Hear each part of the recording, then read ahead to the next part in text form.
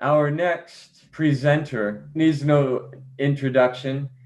I've, I'm really excited and honored and privileged to be once again introducing Lama Tantrapa.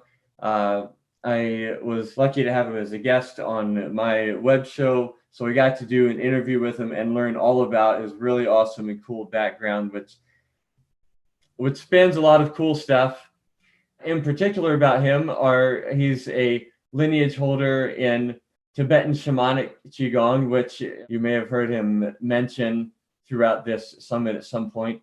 And also, he happens to be the organizer and host for this World Tai Chi and Qigong Day 2020 online summit, as some of you may know. So I want to introduce him that way and say thank you and I really appreciate everything this is about. And I've just been blown away by the teachers and the teachings. My mom's been watching the whole thing; she loves it, and I know a lot of people are getting a lot of value out of this. And something that might come up for some people around sharing numbers, like you're celebrating the numbers. It started, you mentioned that there was 1,000 and it was up to 2,000, and last I saw 3,700.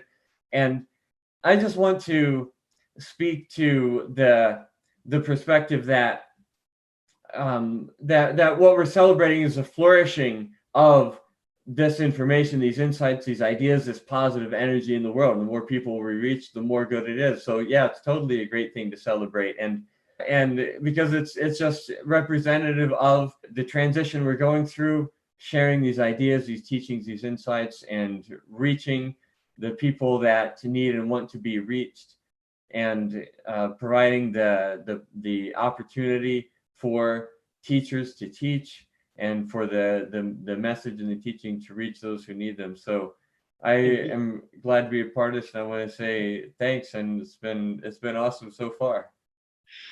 Well, I'm glad you like it. I'm glad that so many wonderful teachers joined us today to celebrate Tai Chi and Qigong Day, and also so many wonderful enthusiasts joined us as attendees. So, like I said, we actually have growing numbers. We're probably going to have more than 4,000 people altogether by the end of our event. But what we're looking for is not just the numbers. We're looking for ways to improve the quality of life of each and every person. So this is my message to you, my friend, you who are watching this video right now. You are awesome. You can overcome amazing challenges that life can throw at you. How do you overcome these challenges? Well, the resilience helps a great deal. Having certain skills also helps a great deal. And trusting in yourself, having enough self-confidence is also an important piece. And so what we do is we learn how to become fully empowered, self-motivated. We don't have to wait for somebody else to motivate us. We can motivate ourselves. How do we motivate ourselves? By becoming more confident in our own abilities and skills. And so that's something that basically changes our outlook on life. The same situation can be perceived from two different perspectives. And from one perspective, it may seem an unsurmountable challenge that nobody would be able to overcome, except for maybe a superhero of some sort. And then from a different vantage point, the same challenge may appear to be like, oh yeah, this is a molehill. No need to make a mountain out of molehill. Maybe that's the perspective of a superhero. So maybe there is a superpower that allows to have that kind of perspective. Wouldn't you like to have that kind of superpower? In order to achieve that superpower, we need to go deeper within, because that superpower is not something that is bestowed on us by other people or by some external agency. We actually find it within ourselves. How can we find it? Well, basically, we need to discover this superpower by changing the way that we look at little things.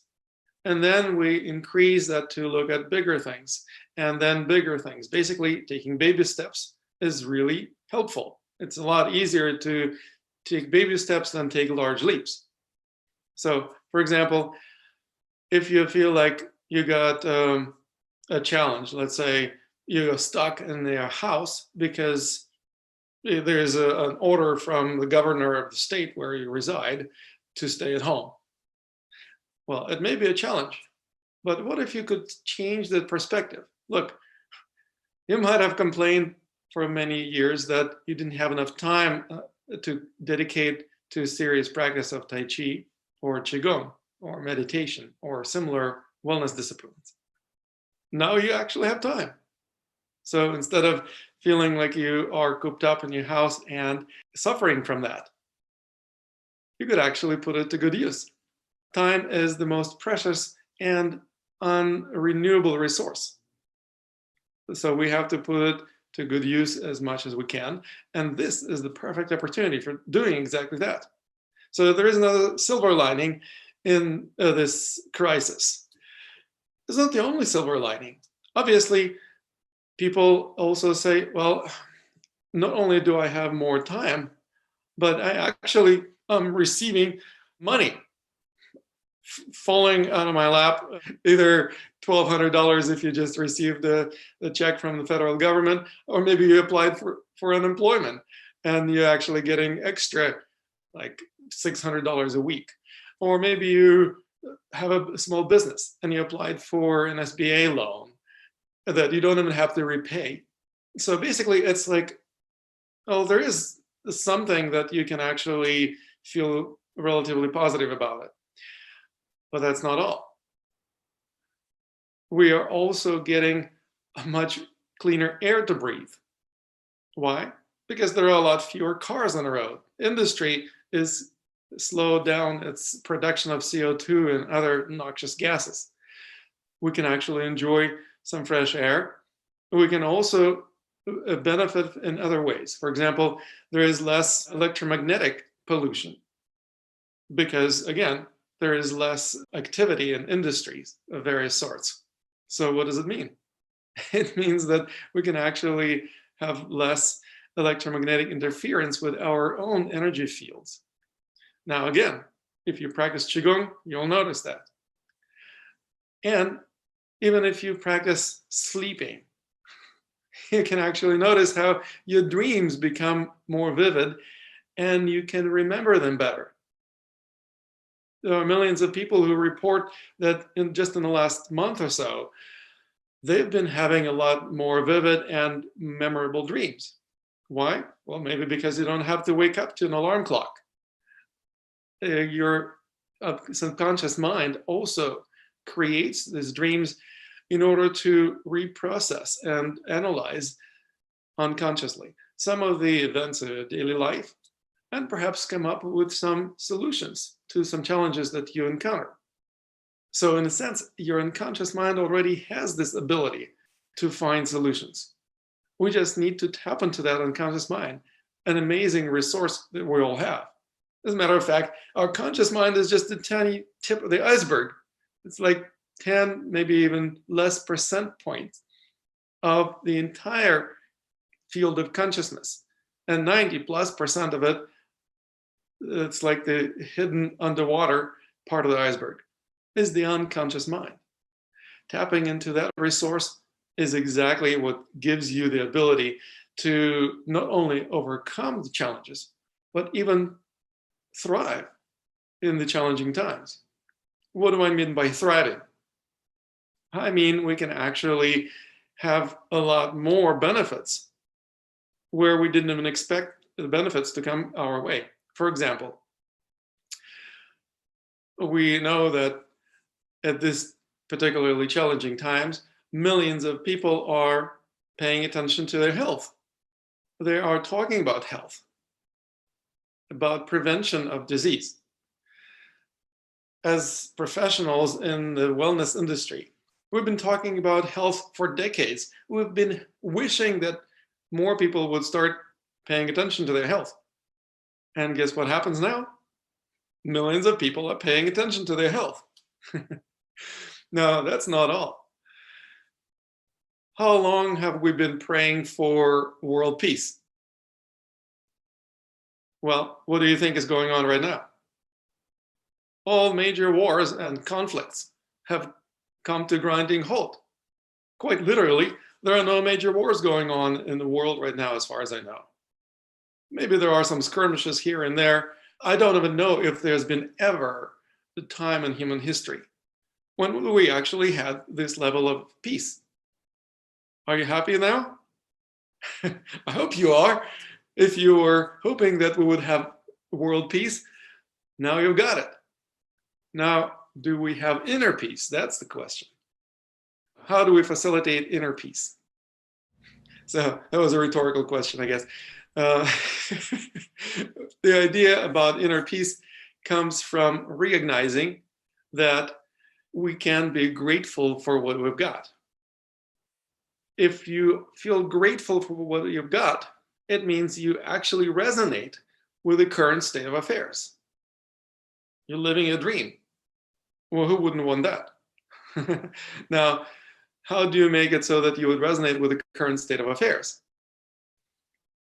Well, essentially, you look for things you resonate with in this dream that we call our daily life. Not everything is going to resonate perfectly with you.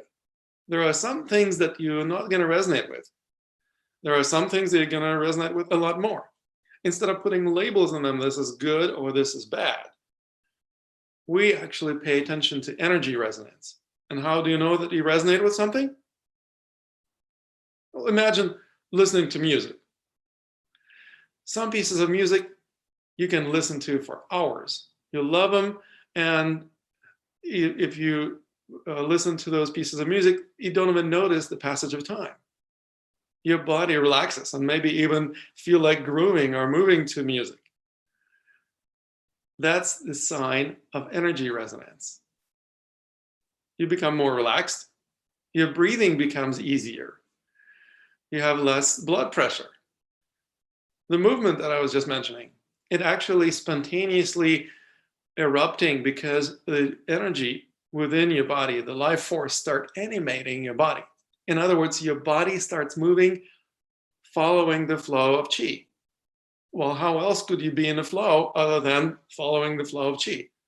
The qi flow actually moves your body. Now that is exactly what happens when you feel like you are focusing on something you resonate with. Now, if you listen to music that you don't care about, or maybe even some piece of music you can't stand, how does your body respond to that? Well, it actually reacts. It becomes more tense. It starts cringing. It becomes harder to breathe. You may feel like your blood pressure is rising. And in general, the tension in the body means you are exerting a lot more energy where you don't have to. Basically, you're wasting a lot of energy. What also happens? You feel like it's not the passage of time that you don't notice. It's quite on the contrary. You can't wait to turn that piece of music off if you don't resonate with it.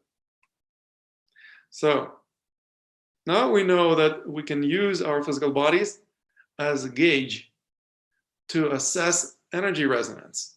So instead of trying to breathe right or trying to relax, we actually use the physical body as the gauge that allows us to make the decisions based on energy awareness. That is what we also call discernment.